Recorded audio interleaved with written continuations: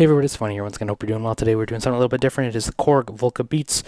You know what it is. It's a desktop 808 inspired drum machine, and it sounds like this.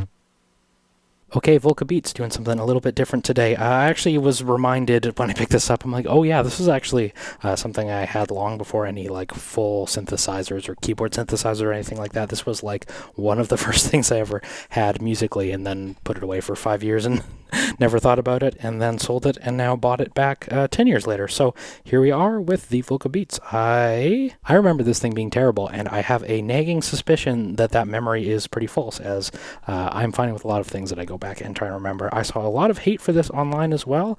But I think, in all honesty, like, when it comes to analog drum machines, like, you gotta bring your own oomph, you know what I mean? Like, yeah, just like a, analog kick without any processing or distortion or any, anything interesting, any dog, any dirt, can be a little thin. And for that reason, I think it is a little odd that the Volca Beats doesn't come with any effects on board, but obviously you got to bring them yourself. There is this stutter, which we'll talk about in a moment, but all of that yapping out of the way. Hit play. I will say these buttons, you have to hit them like with intention. And this is the same as my Electribe too. There's no like mispressing. That's for sure. Like, you got to like press. Anyway, just a random thought. Okay, kick. So there's not a lot of parameters, and that's okay, but we basically get a decay, and it gets real snappy. It gets down to like impulse territory, and then it gets boomy, which I think people really want with their 808s, or at least I think that's what you're after. There's a single click and pitch.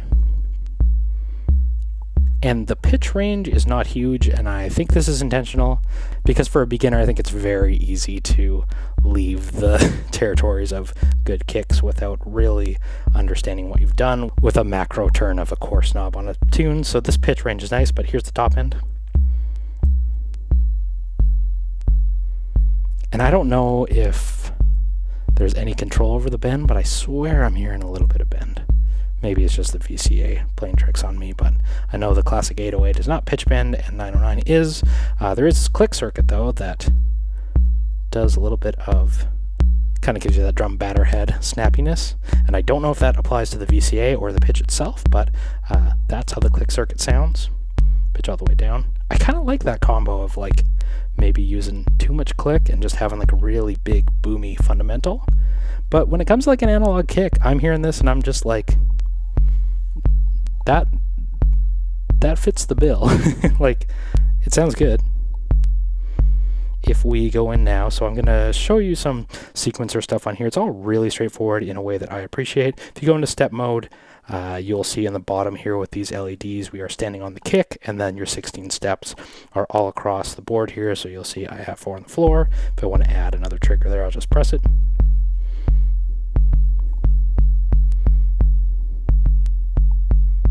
And I don't believe there's any probability, although later Volcas would add that in. I think if you're seeking like super complex, super deep probability-based sequencing, probably don't look to the Volca Beats. But if you are seeking straight up, classic analog synthesis voices, a la 808, it's hard to not pick one of these up for the price of a guitar pedal or less.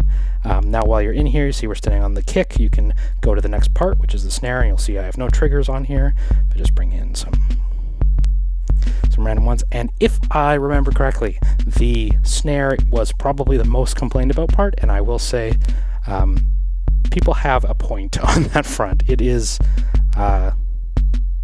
leaves some to be desired. And I can't remember if they're adding, changing, or removing a cap, changing the tone of the analog noise through some popular mod. But you basically have a pitch. So there's an analog fundamental under there. This kind of sounds like claves to me, but we'll get to those in a minute. And then snappy is this noise circuit. And it just kind of sounds weird in digital to me. And I don't think the 808 was digital. I mean, I don't think the Volca Beats is a direct clone, but when I see black and orange like this in an analog drum machine that sounds like an 808, well, I'm going to make lots of comparisons to an 808. But if you decay these out like mad, they get into like clap territory. But again, that noise source I'm not in love with. It does get down to like super short impulses. And I'm already like, oh, I wish there was effects to add. Because I'm like, oh, if you just added distortion, you could probably just like blast out some of the, soft noise, or the lacking noise, I should say. But that's okay. There's no individual sends either. Like, it's a Volca. What do you want? Pitch that down a little bit. And we'll go over the next one, which is the low toms. We'll just add some toms in. And for this one, you just basically get one macro decay.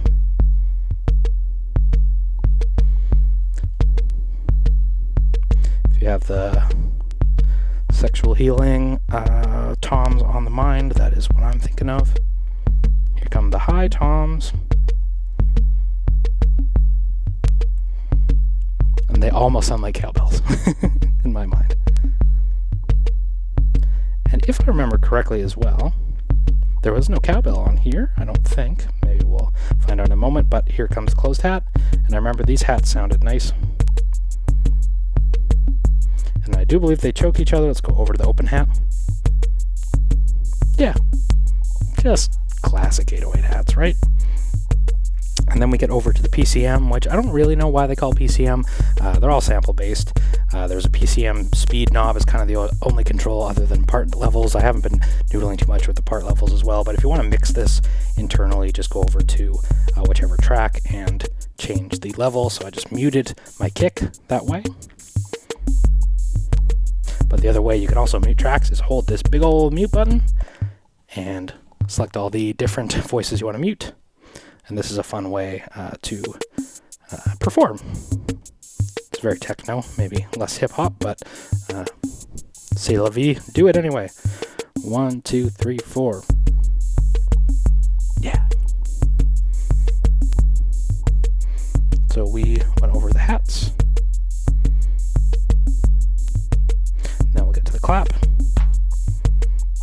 And again, these are the PCM, the sample-based ones. There's a clap. This might get to be a very busy sequence, just in hopes of demonstrating everything. Maybe for that reason, let's just mute a couple things.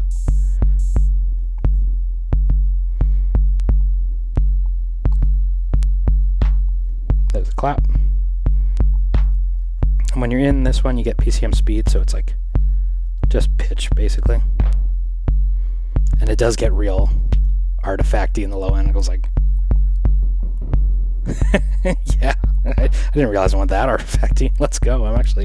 That's cool. And I think this is per voice, so let's try and add some claves. And just,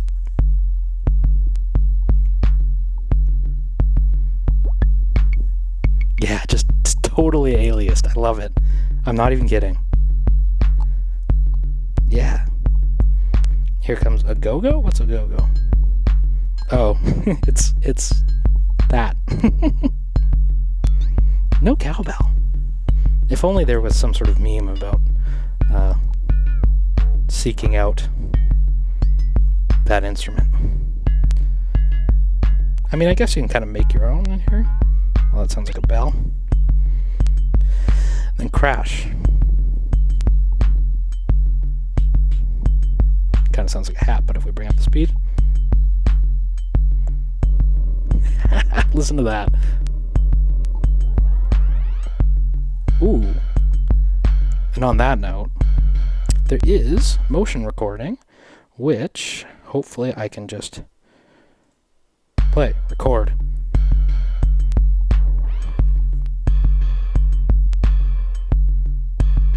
Nope. How do I do it? Oh, you can only do it for the stutter and speed. Oh, that would be so fun. What if I could do?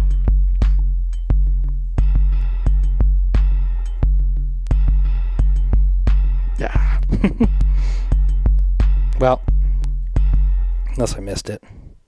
Oh, that would be... I know you can do that on the Volca drum. They kind of took the motion sequencing to almost like an Electron level, which is crazy to think about for like a such an affordable box. But oh, I wish I could do that here. I think you can do it for the stutter though, and I won't do that just yet, but there is... Yes. A stutter circuit, and this is a super glitchy, almost delay-like macro. So depth is kind of like the mix, I believe. So if we do time all the way down and depth all the way up, you can get bit reduction at the shortest time.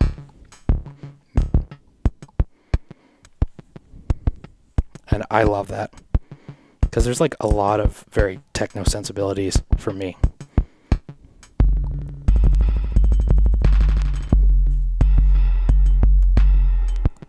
Time up. Yeah.